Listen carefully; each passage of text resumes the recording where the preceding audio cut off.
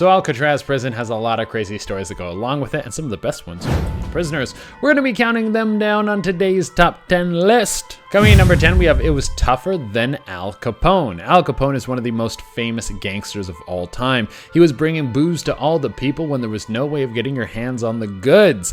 Think if there was a person who was the face of the illegal weed trade, and everyone saw him as one of the biggest, baddest people on the planet. That is this dude. He got his way no matter what the situation, and even in prison, he was known to be treated like a king. Well, that was when he was locked up in Atlanta. There, he was seen as a tough guy, but on the rock, he was just another prisoner. While in Alcatraz, he was treated like everyone else, and it didn't take him long to fall in place and become the prisoner that the state always wanted him to be. This might have been because the rock was so brutal of a stronghold that even the toughest men in history would be broken down by its walls, or it could have been the fact that he was teeming with syphilis. The dude had it so bad that it started to get in his brain, apparently made him very docile. I guess it's pretty easy to make a bad man good when his brain is melting away in his skull and he barely knows where he is half the time.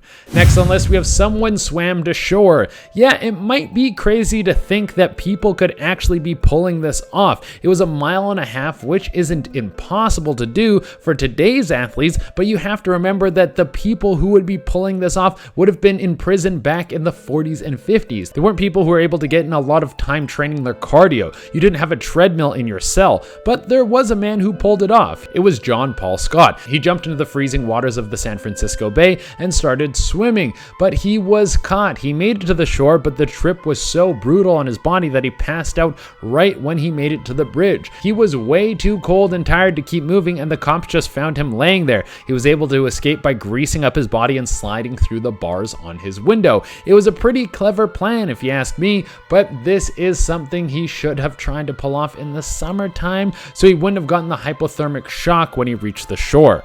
Next, we have Roy Gardner, one of the best breakout artists when it comes to escaping prison. This guy claimed that there wasn't a prison on earth that could hold him, and it turns out he was wrong. The guy broke out of 2 prisons back to back until the cops had enough of him. They decided they wanted to ship him off to the Rock. That's where he would spend the rest of his life. Maybe he was just too old and tired to try and slip away, because there were people who managed to get off this island, but he wasn't one of them. Next, we have There Are a Ton of Ghosts in There. When you make one of the most notorious prisons on the planet, there's going to be a little bit of bad blood from the people who are forced to live there, and when you have that many people in one place that are creating hatred towards the place, well, you better believe that there's going to be some spirits that want to muck the place up. If you are to visit the prison now, there's said to be a bunch of ghosts walking through the halls that can get aggressive at times.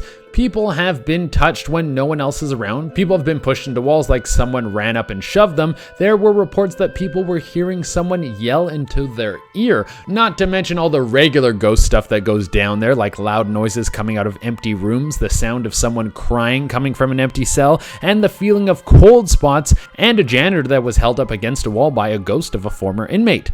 Next, we have the Beast. It would make sense that some sort of creature was able to manifest itself inside the walls of Alcatraz. I mean, there has been so much negative energy over there that a demon would probably get so much fuel it might have to take a nap because it would be too full and have the itis. I don't know if that's something that happens to supernatural beings, but if they can, I would assume that Alcatraz would be the place to give it to them. But it would seem that there is one creature who has claimed the Rock and has been there ever since the prison was active. There have been reports of some sort of dark 4-legged creature that will walk through the halls at night. It apparently has glowing red eyes, and it's terrifying to look at. The most horrific telling of this creature is that an inmate started screaming one night that there was some sort of monster in his cell with him. His screams echoed through the whole prison, but the guards never came to come help him because in Alcatraz, it's going to take a lot more than claims of a monster in your cell for the guards to care about you. Well, in the morning when they found him, he was dead. Maybe he was just having a stroke, and because of this, he was hallucinating before he died. I don't even know if that's something that could happen before you die from a stroke. I'm just spitballing over here. Next on the list, we have the Curse of the Island. Alcatraz was built out on the rock in the middle of the ocean because they knew it would be hard for prisoners to get back to the mainland, and they would be forced to live out there until they died. They would even tell prisoners that there were sharks in the water, so if they tried to swim back, they would get eaten, and if they got caught trying to escape, they would be given solitary confinement. But little did the people building the prison know, was that the island was cursed way before the prison was built, and all the stuff they said about sharks was actually lies. The Native Americans who lived in the area talked about how there have been dark spirits on the island, and the worst of their tribes would be outcasted to go live on that island. These dark beings were evil, and it said that their spirits would never move on to the afterlife. If that's true, then the whole island must be a breeding ground for some of the biggest, baddest spirits of all time. They have just been building up some negative energy, and now it's all going to explode and take over the world. Or maybe, I don't know, maybe not. Next on the list, we have Alcatraz was the ultimate correctional facility. Now, you're probably thinking that if you were a terrible criminal, you got sent to the Rock because you were now outcasted from society, and people wanted you to rot out there. Well, you would be wrong. It was the worst prisoners that would get sent to the big prison floating in the middle of the ocean. You see, if you were acting up where you were already locked up, this could have been anything from starting a gang, to getting into fights, to bribing guards, to trying to run away. Then you would be shipped off to the place where they would get all that behavior to stop. That meant that the guards and the warden that were at Alcatraz were the hardest in the country. You would be brought there because you would be forced into line, and any of your antics would be thrown out the window. Alcatraz was known for creating model prisoners who would be broken down by the system. But with all that being said, we roll into some of the most rebellious prisoners with our next point.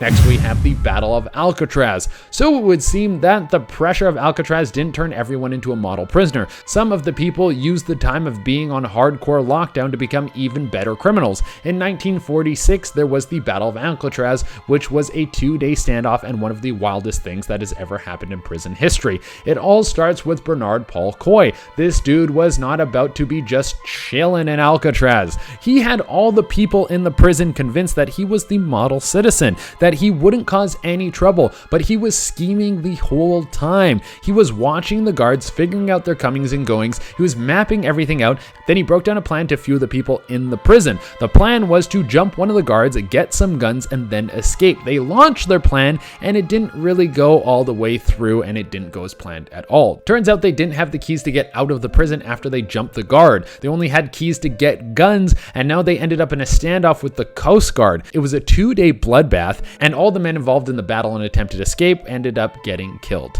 Next on the list, guys, we have Machine Gun Kelly. I didn't know that the rapper got his name from a dude who was actually one of the most notorious criminals in American history. George Kelly, also known as Machine Gun Kelly, was one of the best bootleggers of his era. He not only was running around making money off of all the booze he was selling, but he was also very loud about it. I mean, once you have a nickname, that's when you start to take things a little too far. You don't want to become a criminal with a nickname unless it's because they don't know your actual name. You gotta keep a low profile, my dude. Well, this dude would reach new levels of fame when he would pull off a kidnapping. One of the biggest oil men in America would be in the clutches of Kelly, and he wanted big bucks for his safe return. Unfortunately for Kelly, he wouldn't get his wish, and he would end up locked up at the Rock. He made claims that he would break out by Christmas, but he never got out.